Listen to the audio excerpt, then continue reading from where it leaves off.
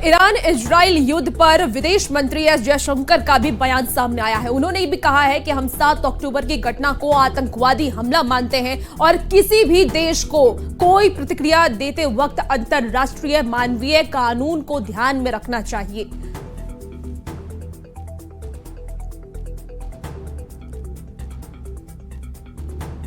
We understand that Israel had a need to respond.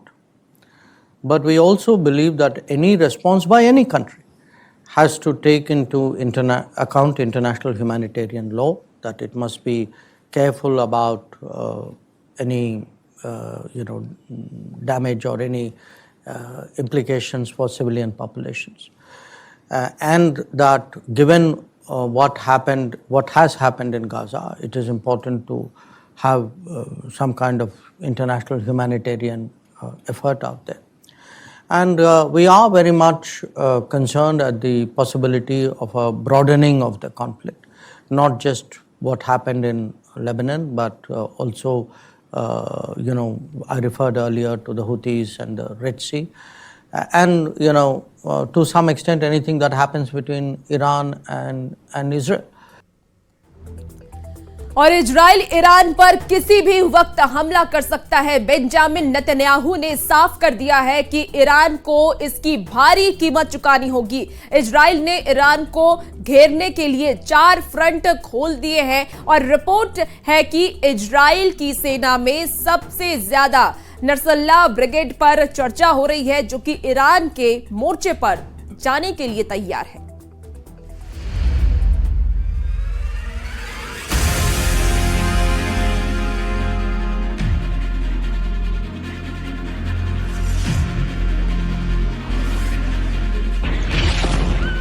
Israel को रोकने के लिए ईरान ने 4 फ्रंट से हमलों की तैयारी कर ली है।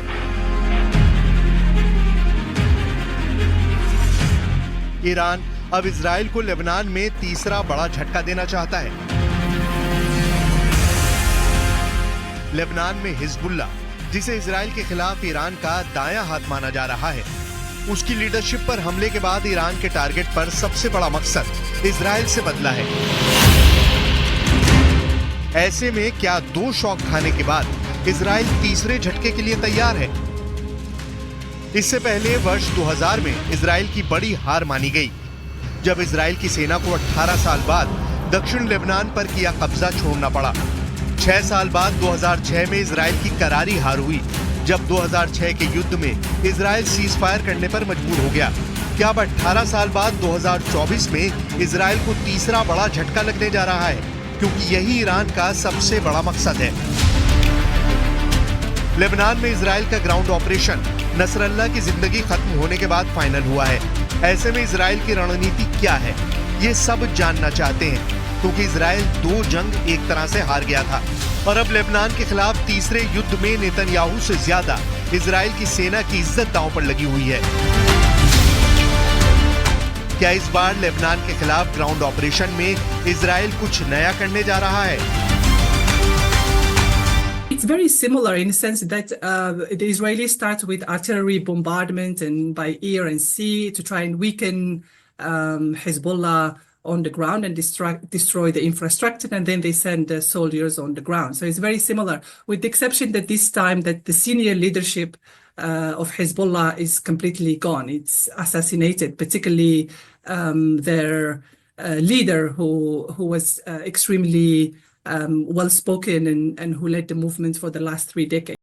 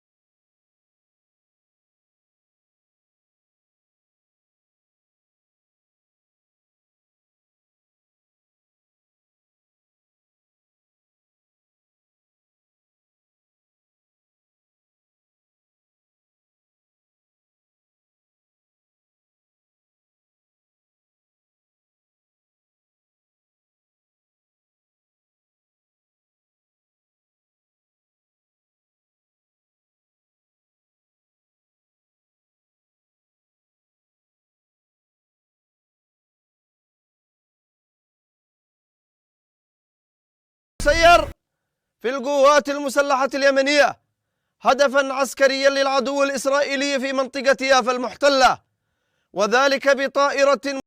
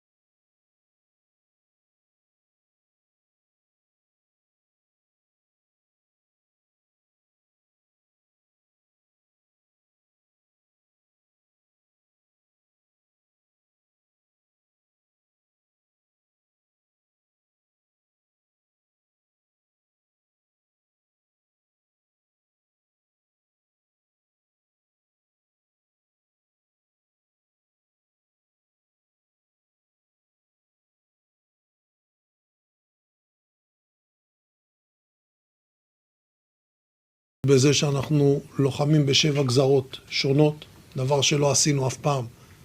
מעזה עבור ליהודה ושומרון, לבנון, סוריה, תימן, עיראק ואיראן. ईरान ने 13 अप्रैल को इजराइल के नेवातिम एयरबेस को अपना सबसे बड़ा टारगेट बनाया था। तब ईरान ने सीरिया में अपने दूतावास पर हुए इजरायली हमले का बदला लिया था। ईरान ने दावा किया था कि 13 अप्रैल को उसकी 15 बड़ी मिसाइल नेवातिम एयरबेस पर गिरी। इस बार भी ईरान की तरफ से आने वाली काउंटर स्ट्राइक नेवातिम जैसे सैन्य अड्डों पर हो सकती है। ये बात इजराइल बहुत अच्छी तरह जानता है। अमेरिका के 2 एयरक्राफ्ट कैरियर लेबनान के करीब मंडरा रहे हैं। परमाणु ताकत से लैस ये कैरियर अपने दम पर एक साथ कई फ्रंट पर लड़ने के लिए भूमध्य सागर भेजे गए हैं। इसलिए लेबनान को डर सता रहा है। अमेरिका के सबसे बड़े बैटल ग्रुप में से एक यूएसएस ट्रूमन कैरियर और उसके साथ कई बड़े जहाज भूमध्य सागर के आसपास घूम रहे हैं। इजराइल को बचाने के लिए अमेरिका का नया डिप्लॉयमेंट ऑर्डर हमास और हिजबुल्लाह को डराने के लिए जारी हुआ है। बाइडेन के ऑर्डर को समझेंगे तो आपको पता चलेगा कि इजराइल और लेबनान का